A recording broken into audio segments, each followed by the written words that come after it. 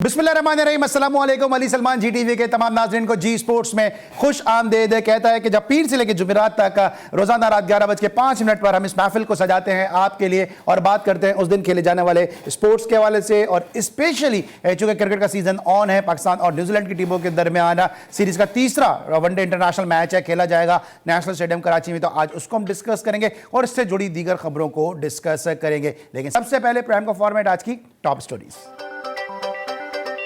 पाक New Zealand one day series का तीसरा टाकरा कल खेला जाएगा। दोनों टीमों की नेशनल स्टेडियम में भरपूर प्रैक्टिस। मैं चाहता हूं वनडे में चौथे नंबर पर खेलूं, 5वें नंबर से खुश नहीं, मोहम्मद रिजवान। बाबर आजम पाकिस्तान का बड़ा नाम है, ने पूरा मौका देना चाहिए। अगर बाबर कहीं गलतियां करता है तो तनकीद के बजाय इसकी इस्लाह की जाए, साबिक कप्तान सलीम मलिक। दौरा पाकिस्तान के लिए हमारी बी टीम ग्रीन शर्ट्स के मद्दे मुकाबिल है। IPL में शरीक हमारे खिलाड़ियों को आलमी कप के लिए तैयारियों में मदद मिल रही है, एस सूढ़ी। इंडियन हुकूमत पाकिस्तान के साथ क्रिकेट नहीं खेलना चाहती। भारतीय हुकूमत के इनकार के बाद हुकूमत पाकिस्तान का रद्देमल इंतहाई अहम है। साबिक chairman PCB general retired Tauqir Zia. Indian Premier League में मैच के दौरान तल कलामी पर गौतम गंभीर और विराट कोहली पर मैच फीस का 100% जुर्माना आयद। इंग्लिश प्रीमियर लीग में एवर्टन और लेस्टर सिटी का मुकाबला 2-2 गोल से बराबर। कोयटा में होने वाले नेशनल गेम्स की तैयारियां उरूज पर पहुंच गई। पाकिस्तान बास्केटबॉल फेडरेशन की जानिब से मुख्तलिफ खिलाड़ियों को लाइफ टाइम अचीवमेंट अवार्ड का इनाम। जी नाज़रीन, ये थी आज की टॉप स्टोरीज और आज हम बात करेंगे Pakistan versus New Zealand one day series के हवाले से, जहाँ पे सीरीज़ का तीसरा वनडे मैच जो है नेशनल स्टेडियम कराची में कल खेला जाएगा। हमारा जो गुज़िश्ता शो था वो उसकी बड़ी हमें उसका ज़बरदस्त फीडबैक मिला कि जिसपे हमने हनीफ मोहम्मद साहब की कराची पारसी इंस्टीट्यूट में खेली गई 499 रन की इनिंग को हमने ऑन एयर भी किया था, उसको सेलिब्रेट भी किया था। और हमें ये एजाज़ हासिल है, जी स्पोर्ट्स को एजाज़ हासिल है, GTV को एजाज़ हासिल है कि अपने लेजेंड्स को और अपने हीरोज़ को हम नहीं भूलते। चाहे वो क्लब क्रिकेट से उभरने वाले खिलाड़ियों, उनके लिए भी GTV का कैमरा और माइक हाजिर है। और हमारे जो फॉर्मर प्लेयर हैं उनकी परफॉर्मेंसेस को भी सामने लाने के लिए GTV और जी स्पोर्ट्स का कैमरा और माइक और ये प्लेटफॉर्म हाजिर है। और यही वजह है कि जी स्पोर्ट्स को और GTV को शर्फ हासिल है कि वाहिद कोई मीडिया चैनल था, वाहिद कोई मीडिया ग्रुप था कि जो उस इनिंग को सेलिब्रेट करने के लिए वहाँ पर मौजूद था। और ये बात मैं इसलिए कह रहा हूँ कि आज हमारे जो गेस्ट मौजूद हैं अपने वक्त के बड़े ज़बरदस्त फर्स्ट क्लास प्लेयर, कप्तानों के कप्तान इनको कहा जाता है। क्रिकेट पे इनकी बड़ी गहरी निगाह है और इनका भी जो फर्स्ट क्लास डेब्यू था वो उसी कराची पारसी इंस्टीट्यूट में हुआ था कि जहां पे इन्होंने डेब्यू करते हुए अगेंस्ट PWD 50 रन की इनिंग खेली थी। और यही नहीं कि जब इनको कप्तानी का इनका डेब्यू हुआ तो वहां पे इन्होंने 140+ की इनिंग खेली। तो डेब्यू इनके लिए बड़ा हमेशा शानदार रहा है, ज़बरदस्त बोलते हैं, अच्छा बोलते हैं और हमारे लिए बड़े काबिल एहतराम है, हमारे बुजुर्ग हैं और कप्तानों के कप्तान हैं जनाब शेब हबीब साहब ने हमें ज्वाइन किया एक तवील अरसे बाद। अस्सलाम वालेकुम सर, कैसे हैं आप? Thank you. मुझे याद नहीं है, आपको याद है? वो वाकई 75 में मेरा वहीं डेब्यू हुआ था। Well done. हनीफ भाई के हवाले से ग्राउंड हमेशा यादगार है। ओह वेल डन। नहीं, मैं तो आपको दाद देता हूँ इस चीज़ की, डेब्यू मेरा हुआ था, मुझे याद नहीं है। Thank you so much. Sheb Habib साहब हमारे साथ मौजूद हैं और जो दूसरी शख्सियत मौजूद हैं, क्योंकि आपको मालूम है कि विराट कोहली का जो एक तनाज़ा हुआ है गौतम गंभीर के साथ और अफगानिस्तान के बॉलर नवीन के साथ, तो बॉस बनता था इनका यहाँ पर होना, क्योंकि ये वही नवीन है कि जब इनका आमिर के साथ गोल ग्लेडिएटर में मसला हुआ, शायद आफरीदी के साथ मसला हुआ, तो उस वक्त शायद इतनी आवाज़ें नहीं उठी। लेकिन अब जो ये वीडियो क्लिप जब मेरे जहन में आया, सामने आया मेरी निगाहों के सामने, तो मेरी प्रोडक्शन टीम ने और मेरे जो प्रोड्यूसर हैं फैज़ान मुस्तफ़ा नकीन ने बोला कि भाई इनसे बेहतर कोई बंदा हो नहीं सकता आज के शो को सजाने के लिए। हमारे बहुत ही अच्छे दोस्त, हमारे बड़े भाई कमर रज़ा इफ़ी साहब हमारे साथ मौजूद हैं। अस्सलाम वालेकुम, कैसे हैं आप? क्या मैं गंभीर लग रहा हूँ जो आप मुझे घूर रहे हैं? नहीं, मैं तो आजकल घूराघारी चल रही है ना। हाँ। तो यार आपको पता ही है क्या हुआ क्या वैसे। चल इसमें मैं बाद में बात करूंगा, थोड़ा सा क्या हुआ यार। अली देखें यार, ऑन फील्ड तो सारी चीजें होती हैं, खिलाड़ियों में एग्रेशन आता है, सबको पता है, मगर ये जो लोग जिनकी जिम्मेदारियां कुछ और होती हैं, जैसे गंभीर की मैं बात कर रहा हूँ, आपकी जिम्मेदारी एज अ लखनऊ एम्बेसडर की है। आप बेंगलोर में अगर आप जब जीते RCB से, तो आपने यूं घुसाया और यूं दिखाया और न जाने चुप कराते रहे पब्लिक को वहां जाके। भाई लोगों का क्या कसूर है? आप एम्बेसडर हैं, आपका काम खेल को प्रमोट अच्छा, करना है, वैसे ऑन फील्ड या ऑफ द फील्ड। ठीक है, मगर तफसील से मैं करूंगा बात। अगर आप खिलाड़ियों की चीजों का हिस्सा बनेंगे, ग्राउंड में आगे चौधरी बनने की कोशिश करेंगे, तो इस वक्त क्रिकेट का जो सबसे बड़ा चौधरी है वो उसका नाम है विराट कोहली। फिर वो आसरा नहीं करेगा। लेकिन ये कि इसमें जरा तफसील से बात करूंगा, ये तो इनके बैठे हुए मौजूदगी है, इसलिए मैंने इनसे पूछ लिया कि गंभीर का और कोहली का मसला क्या हुआ। लेकिन जो असल टाकर होने वाला है, जो असल मसला होने वाला है, वो होने वाला है नेशनल स्टेडियम कराची में। और इस हवाले से अपडेट करने के लिए हमारे सीनियर स्पोर्ट्स करस्पॉन्डेंट असगर अजीम साहब स्टेडियम में मौजूद हैं। उनको हम शो में खुशामदीद भी कहेंगे और साथ साथ इनसे हम जानने की भी कोशिश करेंगे कि इसमें दोनों टीमों की तैयारियां उरूज पर हैं। न्यूजीलैंड को क्या एडवांटेज हासिल है, क्योंकि न्यूजीलैंड ने जो आखिरी 3 मैचेस खेले उसमें 2 में उन्होंने कामयाबी हासिल की, और पाकिस्तान को किस हद तक एडवांटेज हासिल है। जी असगर अजीम, क्या तफसीलात है इस हवाले से?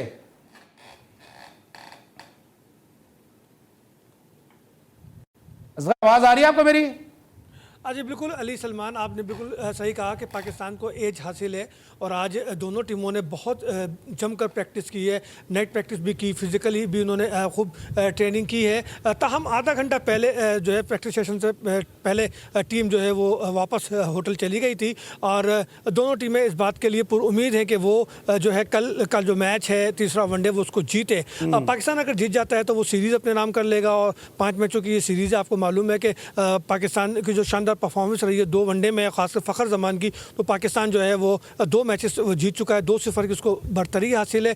और अगर दोनों टीमों के मुवाजना किया जाए तो दोनों के दरमियान अब तक वो जो है 51 जो इंटरनेशनल मैचेस खेले गए हैं। 23 में पाकिस्तान ने कामयाबी हासिल की, 19 में न्यूजीलैंड ने कामयाबी हासिल की है। लेकिन जो आखिरी 3 मैच नेशनल स्टेडियम में खेले गए थे उसमें न्यूजीलैंड ने 2 मैच जीत कर जो है वो 2 मैच जीत कर कामयाबी हासिल की थी और पाकिस्तान को सिर्फ 1 मैच जो है वो उसमें फतह हुई। तो यूँ न्यूजीलैंड को अगर आखिरी सीरीज की बात करें तो एज हासिल है, लेकिन मजमूई तौर पर देखें तो पाकिस्तान को इस पे जो है बिल्कुल बढ़तरी हासिल है और अच्छा, पाकिस्तान कल का मैच जीतने की भरपूर कोशिश करेगा। अच्छा ठीक है, भरपूर कोशिश करेगा पाकिस्तान, लेकिन दूसरी तरफ आजकल बहुत ये बाज़गश्त है, बहुत बात सुनी जा रही है, गुरुजी की बात हो रही है। तो ये ऐश सोडी ने कोई गुरु दक्षिणा दी भी है या नहीं दी है, ये क्या सिलसिला है?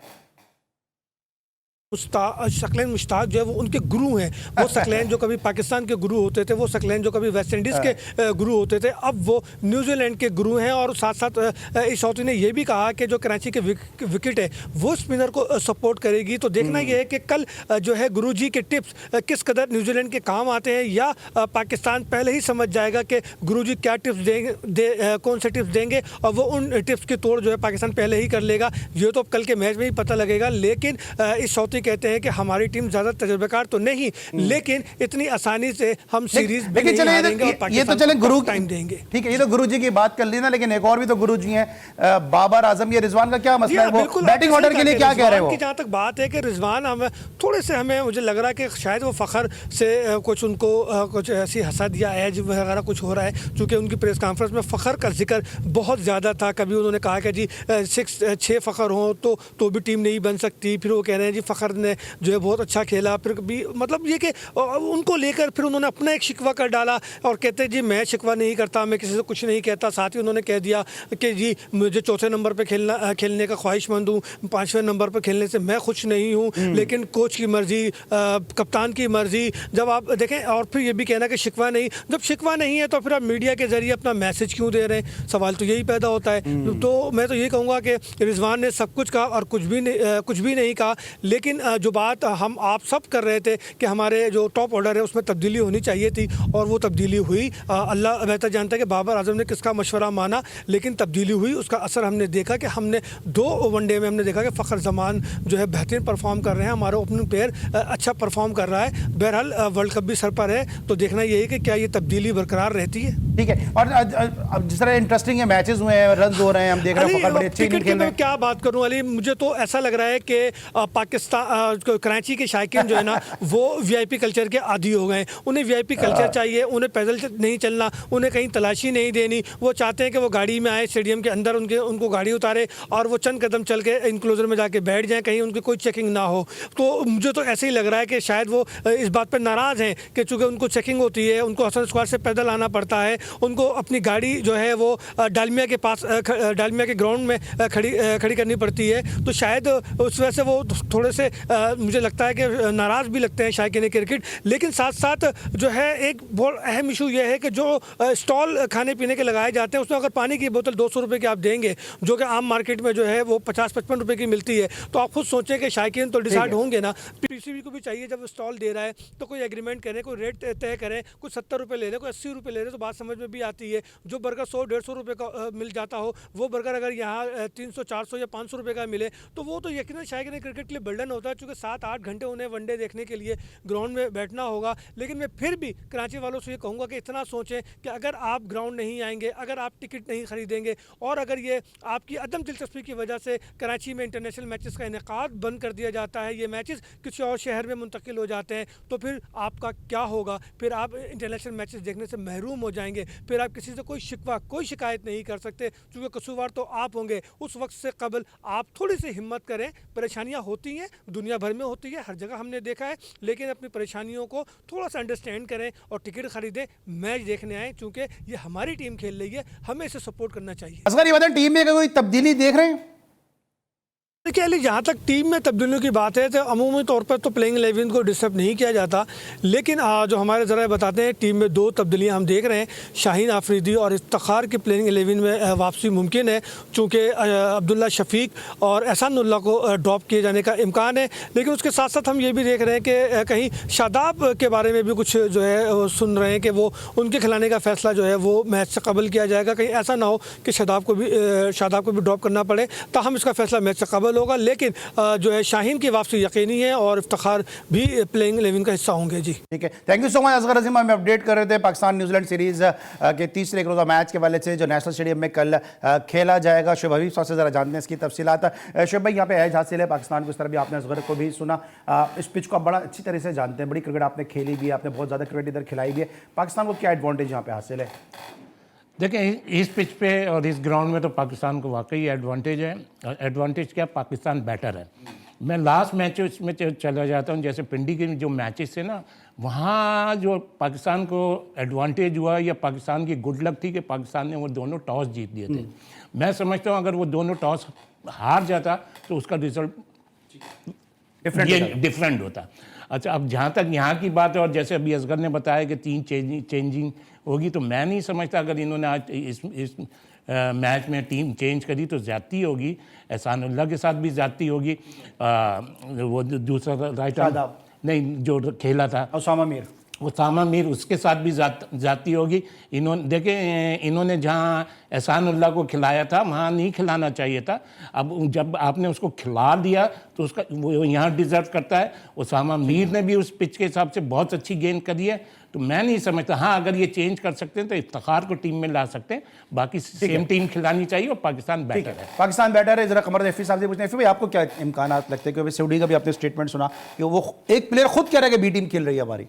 देखिए यार अली, मैं साफ सीधी बात करूंगा। असगर भाई की अभी आपने रिपोर्ट चलाई, बात करी उनसे, उन्होंने खुला बता दिया आपको। एक तो कराची का लड़का पाकिस्तानी टीम में आने में नाकाम है, फिर बाबर आजम की कप्तानी में कराची में जीतने में नाकाम है टीम। अभी तो उन्होंने नाकामियां बताई ना, test series whitewash, New Zealand series बराबर, टेस्ट सीरीज न्यूजीलैंड ओडीआई में मार के गया, तो सारी नाकामियां कराची में आई हुई हैं अभी को।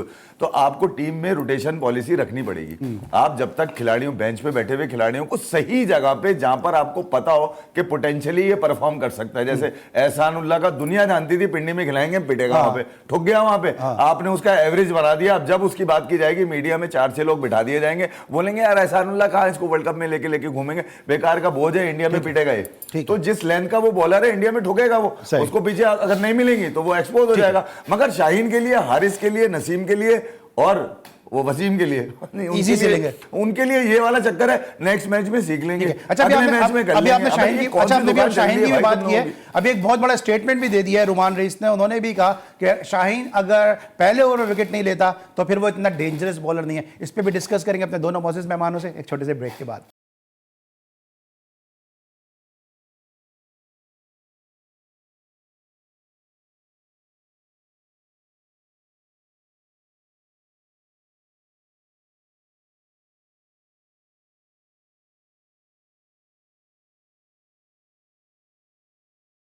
Welcome back after the break. हम डिस्कस कर रहे हैं पाकिस्तान न्यूजीलैंड सीरीज के तीसरे एक रोजा मैच को कि मोहम्मद रिजवान ने प्रेस कॉन्फ्रेंस की, उन्होंने क्या कहा, आइए सुनते हैं। हम लास्ट की चीज़ों को भूलना चाहते हैं, कुछ अचीव किया हो या कुछ खुदा न खास्ता बुरा के लिए हो, तो हमारी टारगेट ये होती है कि उसको हम भूल के आ जाएं। कहीं पे अगर शिफ्ट करना हो, कहीं पे जाना हो, क्योंकि मुख्तलिफ कंडीशंस थी, मुख्तलिफ रिक्वायरमेंट थे पिंडी के स्टेडियम पे, या मुख्तलिफ चीज़ें होनी है, तो उस चीज़ों को जल्द से जल्द एसेस किया जाए और जो पुरानी चीज़ें हुई उसको भूला जाए और नई चीज़ों को अडॉप्ट किया जाए और उसी तरह करके इंशाल्लाह सीरीज़ को जीतना चाहिए। इस चीज़ पे हमारा फोकस है। तनकीद देखिए जी, उन लोगों के लिए भी सलाम है और ख़ुशी है इस चीज़ के लिए जो तनकीद करते हैं। अगर वो ईमान पे कायम दायम हो कि हमारे पाकिस्तान के लिए सोचते हैं तो इससे बड़ी बात नहीं होगी, क्योंकि इससे हमारा मुल्क की डेवलप होगी, हमारी कंट्री की क्रिकेट ऊपर जाएगी, चीज़ें मुख्तलिफ होगी। पर्सनली अगर मेरी ईमानदारी से पूछा जाए, मैं खुश नहीं हूँ। 5 नंबर से मैं खुश नहीं हूँ, क्योंकि ये मेरी ख्वाहिश है कि मैं 4 पे खेलूँ और मैं खुश नहीं हूँ कि मैं 5 पे खेलूँ। ये मेरी अपनी ख्वाहिश है, ये मैं चाहता हूँ। शायद आप लोगों के सामने स्टेट्स हो, मैं बहुत सी चीज़ें शायद आप लोगों से डिफरेंट है, मैं नहीं देखता इन चीज़ों को, मैं एसेस करने की कोशिश करता हूँ चीज़ों को। मेरे लिए स्टेट्स और इन चीज़ों को देखना, पीछे जो चीज़ें थी वो अलग थी मेरे लिए। मेरी ख्वाहिश है कि मैं 4 पे खेलूँ। ये ज़रूरी नहीं कि इसके बाद मुझे 4 ही मिले, मैं ये नहीं चाहता। आप ना आज तक किसी से शिकवा किया है, ना गिला किया है, ना मैं ये चाहता हूँ। कप्तान और कोच को जो चीज़ अच्छी लगती है वो कर रहे हैं। इससे पहले देखिए मैं आपको बताऊँ, मुझे तो यहाँ तक कि ODIs में ओपन के लिए भी कहा गया था पहले से। इससे पहले जो टीनियर्स में आए थे, नाम नहीं लूँगा, मगर उनमें से ये भी कहा था कि यार रिजवान आप रेडी रहना, कहीं पे भी वनडे में शायद आप कहीं भी हम कर सकते हैं, आपके शायद ओपन के भी चांसेस में से। मैंने कहा ये आप लोगों का डिसीजन है, मैं हर नंबर के लिए तैयार हूँ। मैं आज तक किसी ना शिकवा है, ना गिले, ना कोई बात है। आपने रिजवान की क्रिकेट को काफ़ी फॉलो भी किया है, कवर भी किया है, आप क्या कहेंगे सवाल है, जो स्टेटमेंट ये बनता था इस मौके पर ऐसा देना? यार देखें, ये जो मीडिया में बात आ जाती है वो उसको चाहिए था, मीडिया में नहीं बोलता, लेकिन ये कोई ऐसी चीज़ नहीं है। आदमी जहाँ अच्छा फील करता है तो वो कह देता है। अब ये एक इशू बन गया और जिस हिसाब से उसने बोला, मैं भी ये समझता हूँ उसको 4 नंबर पर बैटिंग करनी चाहिए। 5 पे जिस तरीके से ये मिडिल ऑर्डर में इफ्तिखार को ला रहे हैं तो पाकिस्तान का बैटिंग ऑर्डर और स्ट्रॉन्ग अच्छा हो जाएगा।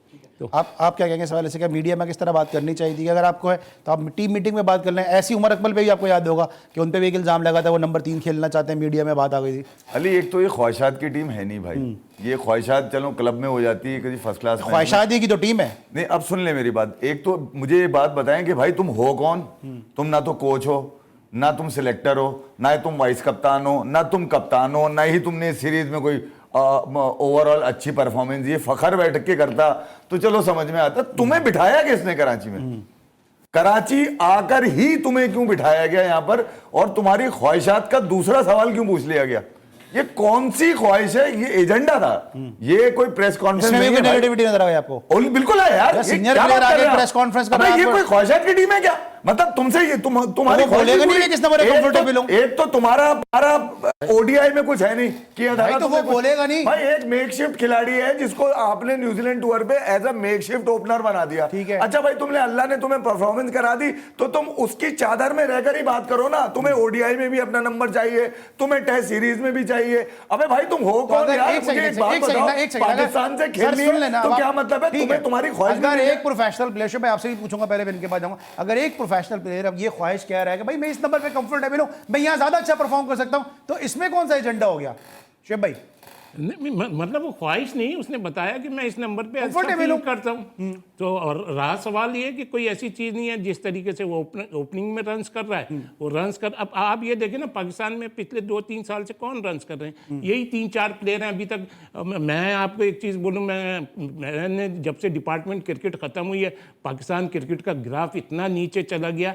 आप इससे आइडिया ले लें। इसी वजह से जा रहा है, आप लोग सपोर्ट करते हैं इन फजूल की प्रेस कॉन्फ्रेंस को और बेकार के बात हो रही है ना। अली, मैं सिर्फ ये बात कह रहा हूँ कि देखिए यार उनकी बात तो नहीं, ये प्रेस कॉन्फ्रेंस जो नहीं, मैं शुभ भाई की बात पूरी इसलिए नहीं होने दे रहा कि बीच में ही भंड मार दिया इन्होंने। नहीं, क्या वो भंड क्या? वो अपनी बात कर रहे हैं, उनको फ्रीडम ऑफ स्पीच है ना भाई। एक सेकंड, आप जब तक गलत चीज भाई बात तो करने दें। आप इस प्रेस कॉन्फ्रेंस को प्रमोट कर रहे हैं क्योंकि उसकी रिजल्ट। सर ये आप कैसे फैसला करेंगे? एक सेकंड, बिल्कुल नहीं बोलने दूंगा मैं, क्योंकि भाई आप फैसला कैसे करेंगे? नहीं, गलत बात।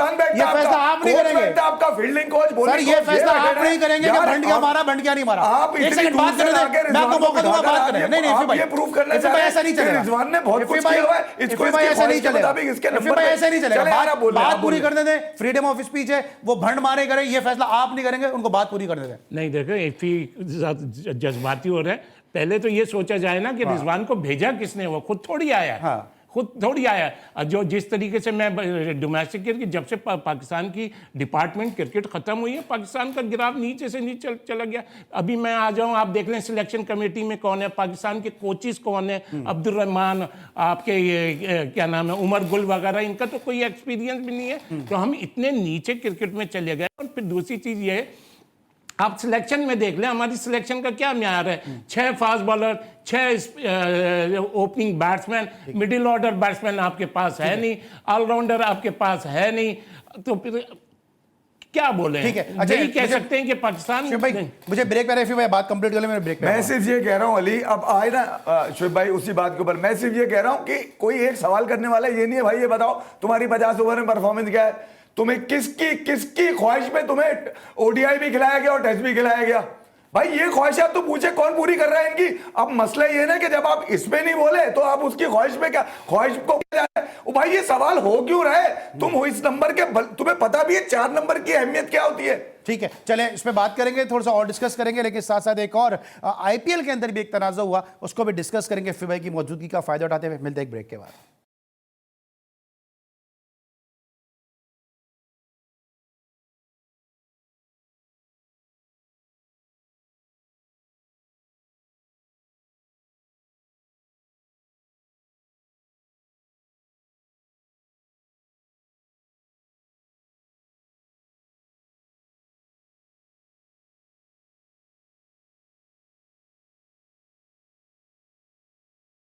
Welcome back after the break. और आईपीएल में एक तनाज़ा हुआ विराट कोहली और नवीन के दरमियान, उसके बाद इस तनाज़े में गौतम गंभीर भी कूद पड़े। पहले तो मैं शुएब हबीब साहब से पूछूंगा, शुएब भाई ये किस तरह आप देख रहे हैं कि ये गौतम गंभीर भी सीनियर है, विराट कोहली भी एक आइकॉनिक प्लेयर है, ये तनाज़ा होना चाहिए था? देखें, एक तो पर्सनैलिटी क्लैश है, दूसरी चीज़ ये हीट ऑफ द मोमेंट पे हो ही जाता है। मैंने ये देखा, बाद में शेक हैंड वगैरह हो जाता है। तो अब आजकल मीडिया का दौर है, उसमें ये ज़रा बातें उठ जाती हैं। बाकी इफ़ी भाई सही बताएंगे, इफ़ी भाई सही कह जाएंगे। इफ़ी भाई तो सारी गलती गंभीर की और इसी नवीन की बताएंगे, लेकिन यही बताएंगे, देख लिएगा, मैं बता रहा हूँ आपको, यही बताएंगे। मैं बता रहा हूँ अली भाई, ये जो आप लोगों को कल नजर आया ना वहाँ पे लखनऊ के अंदर, ये इससे पहले बेंगलुरु में भी हो चुका है, ठीक है। और ये पूरी सीरियल है, मतलब विराट को गिराने की पूरी एक सीरियल चल रही है जो 4 साल से चल रही है। इस सीरियल में गंगुली सबसे बड़ा हाथ थे, ठीक है। उसके बाद चेतन शर्मा थे जो एक्सपोज हो गए, ठीक है। बहुत सारी चीजें विराट गिराता हुआ है। अच्छा, हरभजन हुए, मैं आपको बता रहा हूं, ये गौतम गंभीर हुए, पिछले 3-4 साल से विराट को नीचे गिराने वाली तमाम ट्वीट्स करते हैं और तमाम वो हरकतें करते हैं मीडिया के अंदर आकर। शास्त्री को भूल गया, सुन ले, शास्त्री तो विराट के साथ है ना यार, 7 साल तक वो रहे, 4 साल इसमें टीम इंडिया नंबर 1 रही। मैं उस तरह बता रहा हूं, मैं ये कह रहा हूं कि ये वाले जो एलिमेंट है, ये विराट को गिराने वाले, ये यहां तक पहुंच गए कि अब ये अपने उन खिलाड़ियों को भी इस्तेमाल कर रहे हैं, अफगानिस्तान के खिलाड़ी। वो नवीन कल यूज हुआ है भाई, ऐसा नहीं हुआ कि नवीन को पाका, वो तो मामला खत्म हो गया। अरे यार, गंभीर जाके हाथ मिला रहे हैं विराट से, दोनों ने हाथ मिलाया है। उसके बाद गंभीर चौधरी क्यों बन गए, मुझे समझ में, तुम्हारा काम नहीं, नवीन से हुई क्या होगी बात आपके? देखिए यार अली, 2 खिलाड़ियों में होती है, ठीक है, घूराघारी हो गई होगी, कुछ ना कुछ हुआ होगा। विराट का भी जेस्टर आया उसके अंदर, नवीन का जेस्टर नहीं है, विराट का भी जेस्टर आया। अच्छा, फिर हाथ मिलाते हुए जो आपने देखा है, अब देखिए ये नवीन का आपको लगता है, आप समझे नहीं। अच्छा सुने, नवीन का आपको लगता है कि अभी आमिर से भी गोल ग्लैडिएटर में उलझ पड़े थे, और उसके बाद हमने देखा कि उसी गोल ग्लैडिएटर ने जब क्वेटा ग्लैडिएटर की टीम बनाई तो यही नवीन को ले लिया। अली, मैं अब इस तरफ थोड़ा सा लंबा करके बताऊंगा, मगर आप समझ लीजिएगा इस बात को। मैं सिर्फ ये बताना चाह रहा हूं कि अफगानिस्तान के वो खिलाड़ी आपके साथ खाया, यानी कि पाकिस्तान के यहां पे पैदा हुए, यहीं पे खेला, यहीं पे खाया, आपके पास खेलने तक नहीं आ रहे। 2015 के बाद से आप उनसे जाके गले लग के सीरीज खेलने, 2019 वर्ल्ड कप में 2 तमाशाई मारे गए, उसके बाद शारजा में आपको कुर्सियां खींच के मारी, फिर आसिफ के साथ जो कुछ इन्होंने किया, नसीम ने उसको जो करके दिखा यार, ये आप पे गुर्रा रहे, अब ये इंडिया पे गुर्रा है, जाके धर्मशाला 2 साल इनको जगह मिली खेलने की। ठीक है। वहां पर उसके बाद अब ये जिस ऊंचाई को छूने के लिए ये इस्तेमाल हुआ है नवीन अभी इससे पहले आफरीदी, फिर उसके बाद आमिर, यार तमाशा लगाया है। अच्छा, ये कोई एक सेकंड, आखिर ये क्रिकेट तो इफ़ी भाई मुझे खत्म करना है। इफ़ी भाई मुझे शो खत्म करना है, मुझे जल्दी से विराट को गिराने के लिए ये इस्तेमाल किया गया इफ़ी है। भाई सुन ले किसी की बात, ये शो मुझे खत्म करना है। लखनऊ का क्या है वो टैगलाइन, क्या है बताइएगा जरा। अदब से हराएंगे। अदब से हराएंगे, लेकिन अदब से हराने से पहले अदब से बात भी तो करें। गंभीर के हाथ में होगी एजेंडा बेस्ड, ये तुम एम्बेसडर बने हो, ठीक है। तुम्हें ये नहीं पता कि विराट कोहली सबसे बड़ा एम्बेसडर है। ठीक है, थैंक यू सो मच, जाएगा। Thank you so much Sheb Habib साहब, थैंक यू सो मच। कमर रफ़ी साहब आप हमारे साथ मौजूद थे, लेकिन आपके इल्म है कि जी स्पोर्ट्स में हम क्रिकेट के साथ साथ दीगर खेलों को भी डिस्कस करते हैं। और कोयटा में नेशनल गेम्स की तैयारियां अरूज पर है और नेशनल गेम्स कोयटा में खेले जाने वाले, उस हवाले से एक रिपोर्ट तैयार की गई है, आइए देखते हैं। बलूचिस्तान 19 साल बाद नेशनल गेम्स की मेहमान नवाजी के लिए तैयार। बलूचिस्तान के मर्द और खवातीन खिलाड़ी भी खूब प्रैक्टिस करने में मसरूफ। खिलाड़ी कहते हैं कि होम ग्राउंड पर खेल अच्छा पेश करने की भरपूर कोशिश करेंगे। कोशिश कर रहे हैं कि जितना टाइम हमें मिला है उसको हम लोग अवेल करें, और हमारे पास लड़के न्यू हैं सारे, तो कोशिश कर रहे हैं कि उनको इतनी तैयारी करवा दें कि वो अच्छा compete कर सके आने वाली टीमों के साथ। हमारी तैयारियां तो बहुत भरपूर तरीके से जा रही हैं और अभी भी काफ़ी कम टाइम रह गया है, तो टाइम की काफ़ी शॉर्टेज है, तो तैयारियां बहुत ही ज़्यादा पुरजोश तरीके से जा रही हैं और हमारी कोशिश है कि अगर मैचेस होम ग्राउंड में हो रहे हैं तो इंशाल्लाह जीतेंगे। इंतजामात का जायजा लेने आए डायरेक्टर जनरल खेल दुर्रा बलोच कहते हैं कि मुल्क भर से आने वाले खिलाड़ियों को एक जगह इकट्ठा करने का मकसद अच्छा खेल पेश करना और दूरियां खत्म करना है। कोशिश यही है कि हम अपने जो प्लेयर्स हैं उनको वो प्लेटफॉर्म दें, वो जो बाहर से हमारे खिलाड़ी आएंगे, बाकी तमाम सूबों से, पूरे पाकिस्तान से आएंगे, वो एक नेशनल हारमोनी और एक प्यार और मोहब्बत का जो पैगाम है हमने देना है पूरे पाकिस्तान में। ग्राउंड की रेनोवेशन भी आखिरी मराहिल में दाखिल हो गई। कैमरामैन फतेह मोहम्मद के साथ बुशरा कमर, GTV न्यूज़, कोयटा। जी, आपने नेशनल गेम्स के हवाले से रिपोर्ट देखी और बास्केटबॉल के हवाले से भी एक हमारे पास रिपोर्ट है कि जहां पे बास्केटबॉल ने जो खिलाड़ियों को ऑनर भी दिया, खिलाड़ियों को बुला के उनकी पजीराई की है, इस हवाले से एक रिपोर्ट तैयार की गई है, आइए देखते हैं। पाकिस्तान बास्केटबॉल फेडरेशन की जानिब से मुख्तलिफ खिलाड़ियों को लाइफ टाइम अचीवमेंट अवार्ड दिए गए। एजाज पाने वालों में रेसलिंग, एथलेटिक्स, कबड्डी, हॉकी समेत मुताबिक खेलों में पाकिस्तान का नाम रोशन करने वाले मर्द और खवातीन खिलाड़ी शामिल हैं। एजाज पाने वालों में एशियन गेम्स के पहले गोल्ड मेडलिस्ट दीन मोहम्मद, कॉमनवेल्थ गेम्स के गोल्ड मेडलिस्ट अरशद नदीम शामिल हैं। इंटरनेशनल क्रिकेट अंपायर अलीम डार को क्रिकेट में खिदमात सर अंजाम देने पर पाकिस्तान की पहली खातून क्रिकेट अंपायर हुमैरा नाजिश को भी अवार्ड मिला। शानदार करियर पर टेनिस स्टार अकील खान को, रेसलिंग में दस्तगीर भट्ट को, हॉकी में साबिक ओलंपियन मंजूरुल हसन को लाइफ टाइम अचीवमेंट अवार्ड दिए गए। पाकिस्तान के साबिक cricketer Salim Malik, general secretary Punjab basketball association Imtiazul Hasan और नूह भट्ट को भी शील्ड दी गई। तकरीब के मेहमान खुसूसी वज़ीर आज़म के मामन खुसूसी बराए खजाना तारिक बाजवा थे। तारिक बाजवा ने कहा कि खेलों में खोया हुआ मकाम वापस लाने के लिए खिलाड़ियों को माली तौर पर मजबूत करना होगा। Thank you so much. आपने आज के शो को यकीनी तौर पे एंजॉय किया होगा, हमें उम्मीद है हमारे आज की कोशिश और काविश आपको पसंद आई होगी। इंशाल्लाह अगले शो में मुलाकात होगी। अली सलमान को प्रोडक्शन टीम के साथ इजाज़त दीजिए, अपना बहुत ख्याल रखिए, अल्लाह हाफ़िज़।